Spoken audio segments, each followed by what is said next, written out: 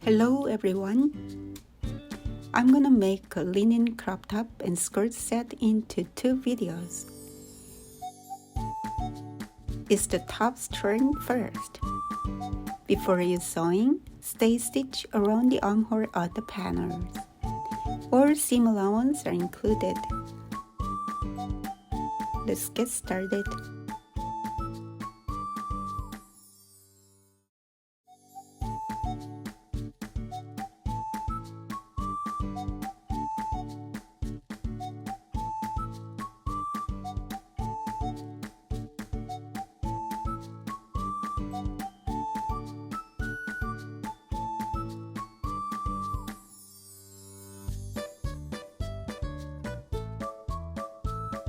This is the original side line. You can see the top and bottom line of the dart. Bottom line is longer than the top, so when you connect the dart in place, top line needs this much more. After aligning the lines, seamlessly connect the side from the armpit to the hem.